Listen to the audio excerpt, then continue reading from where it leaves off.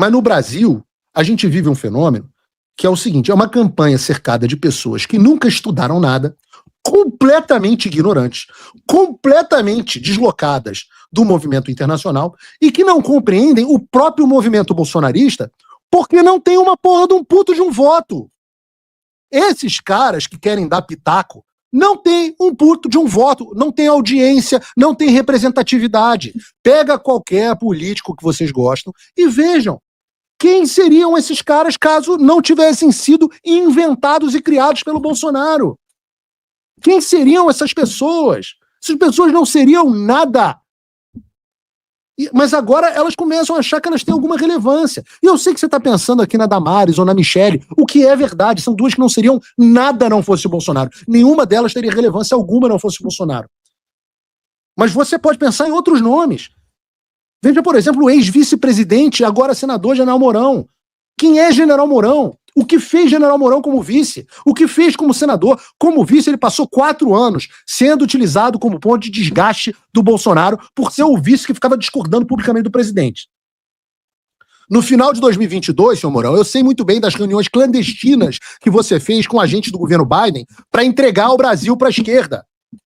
Eu lembro do seu discurso vergonhoso no final do governo, do qual vocês da audiência devem se lembrar. Ou seja, traiu o Bolsonaro, traiu o Brasil e, no entanto, hoje é senador, graças ao quê? A ter botado o rabo entre as pernas e ter ido lá pedir bênção para ter voto do Bolsonaro. Agora, não vamos fingir que o Mourão tem relevância. Mourão não tem relevância nenhuma. É um sujeito que vai desaparecer. Então, quando o general Mourão dá uma entrevista no Globo, resolve me esculhambar e dizer que eu falo besteira, assim, tomara por Deus que eu morra com o Mourão achando que eu falo e faço besteira. Porque não fosse o Bolsonaro, este sujeito estaria de pijama dentro de casa. E eu acho que isso seria muito melhor para o Brasil. E eu posso passar o dia aqui falando de exemplos dessas pessoas. Eu não tenho respeito por nenhum de vocês. A trajetória de nenhum de vocês representa nada para mim. Eu acho, olha, eu diria assim, com raras exceções, eu acho vocês ineptos, despreparados e embustes. Eu acho todos vocês aproveitadores do Bolsonaro. E talvez o mais icônico desses aproveitadores seja o dono do PL, o Joe Biden do PL, o Valdemar da Costa Neto, também conhecido como Gagaldemar. Quem é o Gagaldemar? Gagaldemar é um mensaleiro condenado por corrupção, lavar dinheiro, 7 anos de prisão. Tenho saudade da época do Roberto Jefferson, mulherengo. Eu era vivo nessa época. Gagaldemar herdou do papai um partido que era inexpressivo e que, diante da incapacidade do bolsonarismo em criar um partido próprio, e a gente já falou aqui sobre a tosqueira e a incompetência do bolsonarismo, ele teve que achar uma casa quando o grupo político do bolsonarismo debandou de outro partido, que era de outro bandido, que era o PSL. E por que escolheu como era o nome? Pastor Everaldo. E por que escolheram o PL? Porque o Valdemar é um gênio da política, pelo estatuto do PL, porque o partido se diz liberal? Não. É porque o Brasil tem uma legislação insana que diz que o político tem que fazer parte de um partido. Só por essa razão, nada mais. Por conta dessa legislação insana, protegedora de cacique corrupto, é por isso que você tem um bando de feudos nas mãos desses caras, que, bem ou mal, são parte e propiciam o regime. União Brasil é de quem? É do Rueda. Vagabundo. O PP do Ciro. Outro que, aliás, não gosta de mim. O PSD é de quem? Do Kassab. O republicano é do Marcos Pereira. Porra, não tem um. Olhem, vejam o poder que esses políticos têm. Com esse escândalo das emendas, injusto com o Valdemar, mas que serve para você. Não adianta, eu vou defender aqui o cara da injustiça, apesar dele ser um bosta. Essa é a marca, né? Eu defendi até o Lula, já falei, eu fui o cara do Lula livre na direita, todo mundo fica puto, eu defendo, eu não posso ver uma injustiça. Mas com esse escândalo das emendas, a gente tem que ver, não é exclusivo do Valdemar. Você vê o quanto que o presidente do partido tem um poder danado para distribuir dinheiro no país inteiro. Segundo a Polícia Federal, o Valdemar que nem mandato tem. Valdemar, preste atenção, o Valdemar não tem mandato, mas indicou 111,8 milhões de reais em emendas de comissão só em 2024. Essas são as emendas que a Polícia Federal diz que foram forjadamente encaminhadas e desviadas para atender ao Valdemar. 118,8. Eu não estou dizendo que há crime aqui, não. Isso tem que ser apurado. Mas 111,8 milhões de reais só para atender ao Valdemar. Agora, você imagina o Ueda, o Kassab, o Marcos Pereira, o Edinho Silva. Centenas, bilhões de reais do nosso dinheiro para atender o plano político de vagabundo. De presidente de partido vagabundo. E com a entrada do Bolsonaro, o PL passou de um partido nanico, com pouca participação no fundo partidário, pouca estrutura, para ser o que é hoje. O partido que mais, o maior partido do Brasil, o partido que mais recebe recursos do fundo partidário, que tem milhões em emendas, centenas de milhões de emendas em todos os anos.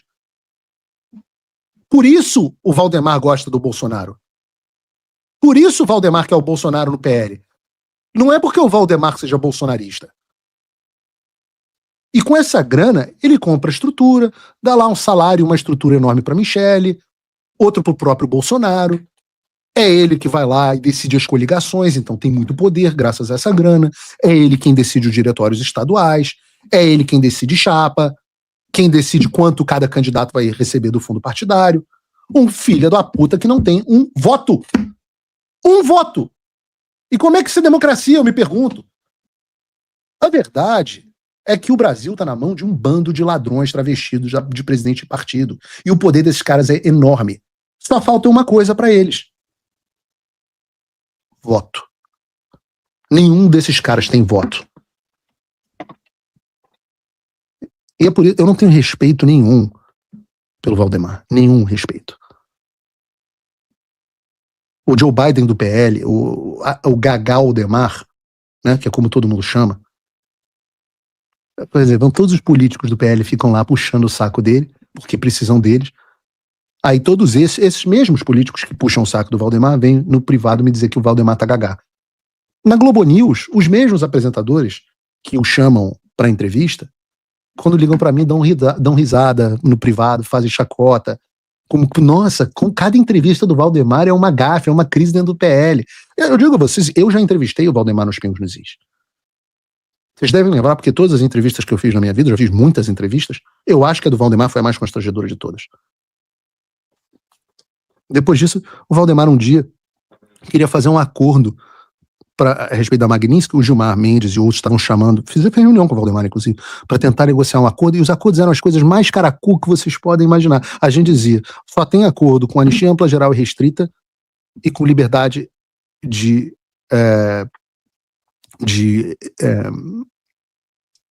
expressão, né?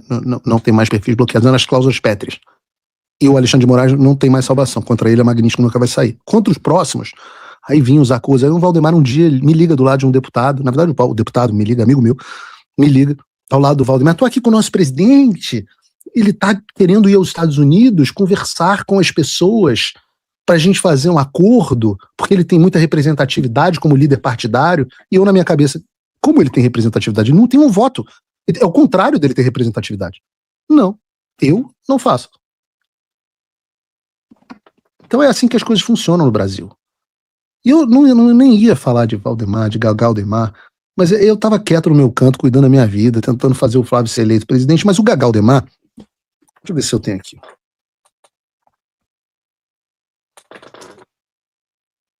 Peraí, que vai valer a pena.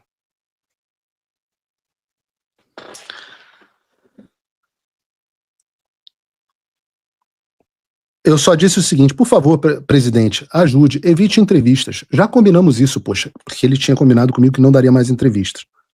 A gente numa puta agenda positiva e você sequestra a pauta. A resposta do Valdemar pra mim, vai tomar no meio do seu c... não sou seu empregado. Eu falei, kkk, gostei da resposta. Eu gosto assim, melhor direto do que vaselina. Aproveito pra te mandar tomar no c... também. Mas feitas já as mandadas de tomar no c... que tal parar de atrapalhar a campanha do Flávio e parar de falar merda? Aí ele respondeu pra mim, vá se f... Eu falei, não vou não, você vai se internar, vai. Esse é o nível de diálogo dessas pessoas. Eis que o Valdemar resolve dar mais uma entrevista, isso foi algumas semanas, o Valdemar resolve dar mais uma entrevista e bota aí a entrevista da Globo News. Figueiredo não entende nada, isso aí só dá palpite na vida dos outros, só palpite dos outros. O Paulo Figueiredo não entende nada, isso aí só dá palpite na vida dos outros, só palpite errado, é uma pena. É gente se metendo na campanha, se intrometendo só para atrapalhar a gente. As mulheres é um ponto o primeiro trabalho que nós temos no partido, e quem desenvolveu foi a Michele Bolsonaro, de colocar as mulheres na política. Mas Michele não está na campanha, então como é que vai ser? A mão dela, né? Nós vamos ter que acertar isso aí, porque isso aí... Mas acerta como, presidente? Acerta como? Quer dizer, nós estamos aqui, nós estamos há 3 meses da campanha. Convenção vai ser agora. Isso. Vai ser agora. O Valdemar não deveria ter dito isso na entrevista, mas tudo bem, ele tá gagá e tal, mas é importante que você entenda que há forças diferentes dentro do bolsonarismo. Valdemar e essas pessoas, vocês têm que entender, nenhuma dessas pessoas queria e querem sequer que o Flávio seja candidato. O Flávio é candidato graças às manobras aqui nos Estados Unidos e o endosso do Jair Bolsonaro. Estas pessoas, incluindo o Valdemar, tiveram que engolir o Flávio. E hoje, essas pessoas que tiveram que engolir o Flávio, que não tem voto, que não tem formação intelectual, que não tem conhecimento político e querem transformar o Flávio no candidato do PSDB com 3% dos votos. E eu pergunto a vocês, quantas influências bolsonaristas o Flávio tem na campanha dele? Olha em volta. Bolsonaristas. Pessoas que defendem aquelas pautas que eu estava falando aqui agora há pouco. O brasileiro esquecido. Praticamente nenhuma. O Eduardo, né, que é chamado de radical. Então é normal e desejável que essas pessoas se revoltem comigo. Eu quero mais é que elas estejam revoltadas. Por quê? Porque são projetos absolutamente diferentes para o Brasil. O Valdemar está preocupado com o fundo partidário, com mais de 100 milhões de emendas para ele distribuir para os amigos dele, com ou sem corrupção, com o poder, com o que é conveniente. E ele não tem nenhuma capacidade de leitura do cenário político. Por quê? Porque só existe Valdemar porque existe Bolsonaro. Então, eu estava quieto no meu canto, mas já que o Valdemar resolveu trazer isso, eu acho bom que vocês saibam que existe essa tensão. Por quê? Porque cabe a você, eleitor, decidir pressionar o seu candidato na direção que você acha correta. Você precisa fazer a sua voz ser ouvida. Se você acha que a campanha tem que ser mais parecida com a do Aécio Neves, você aplaude Valdemar. Se acha que a campanha tem que ser mais parecida com a do Jair Bolsonaro em 2018, aí você aplaude Paulo.